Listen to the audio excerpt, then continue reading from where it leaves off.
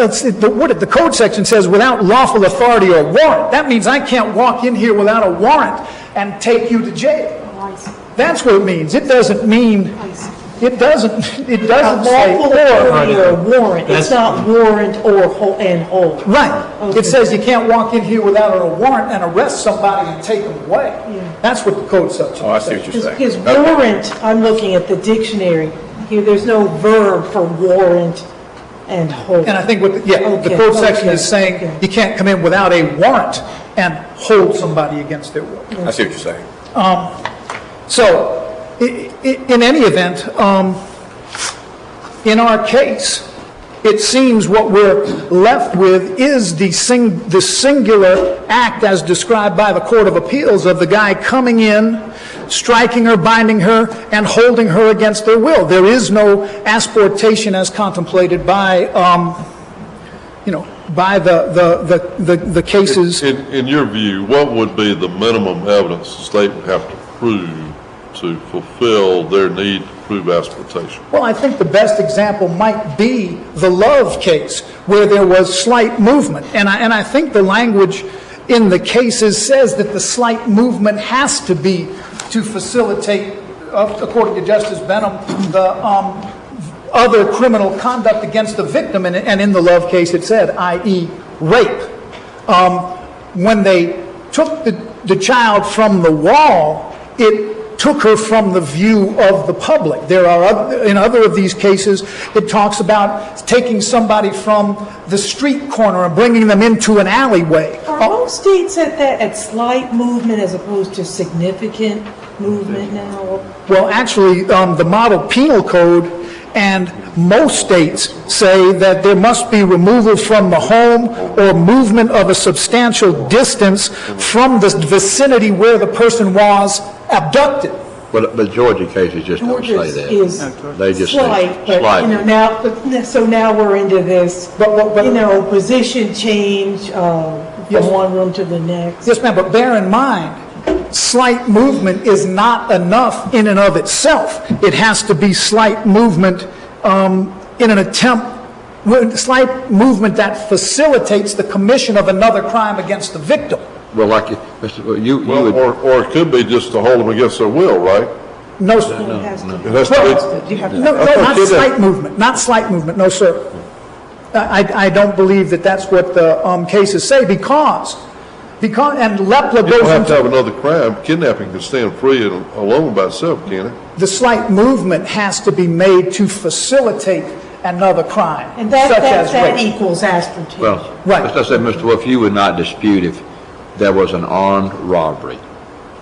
That's the predicate offense, if you want to say it, and somebody pulls a gun and says, you go from point A to point B. That's asportation, is it not? It could be if, in fact, they were going there to get the money, for example. No, well, as far as the armed robbery is when they put the gun on them. Yes, sir. If I walk in and move 5 yards, that's asportation. If I walk in here and point a gun at everybody and everybody's standing up and I lock the door and I say, okay, everybody sit down. Right. There's no kidnapping there simply because I made you sit down. Just like... But if you made us move off this bench... If I said, open that door and let's go back there, then... Right. If, in fact, we're going back there for some other purpose, it would seem to me, based upon the holding in Woodson. But if you just opened the door and said, go back there, and we sat back there, is that kidnapping? Under Georgia law, it is. But well, if I forced you to do it against your will, then there would be... See, that's a finer line. You see, we've suggested in our brief the 4-part test from the Virgin Islands case that lays out a four-pronged test. But what we have to focus on in the Garza case, it would seem to me, is that all of the acts occurred within a matter of seconds, and nothing changed from that point. Tell us what you say, if you would, please, Mr. Wolf. What was the movement that occurred? And, of course, we're going to be interested, I'm sure, in the district attorney's position. What, if any, movement do you say occurred? And I know you say that is not asportation. What do you say was the movement? Well, the movement in this case. Right. It would seem to me that the only movement that might be considered, No, just any movement, just, well, the two movements were the hitting on the head and her Yeah, right. falling to the ground, which the court has specifically said That's all you- simply changing from a standing to a supine is not enough.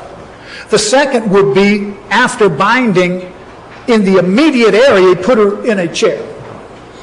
Those are the only two movements that occurred in this case. And in fact, the Court of Appeals says here, the evidence was that Garza entered the residence brandishing a gun, tied Mendoza up after striking her with a weapon, demanding that she follow his instructions. Such evidence is sufficient to show false imprisonment.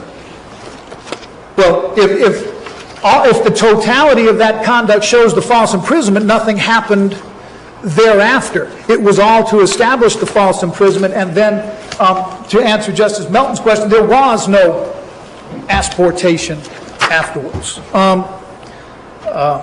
Like I said, there is the 4-point, there is the 4-part test. So I'll reserve the rest of my time if the court doesn't have any questions. The 4-part test I'm talking about is the one in the Government of the Virgin Islands versus Berry, which can be found at page 19 of our brief, which lays out an absolute test. So that it just seems that it keeps going from Justice Thompson made a golf analogy, but it seems it's going from one side of the court to the other side of the court, like in tennis, with the Supreme Court making a ruling, and then the Court of Appeals abiding by it, and then going back to what was in place prior to the Woodson case.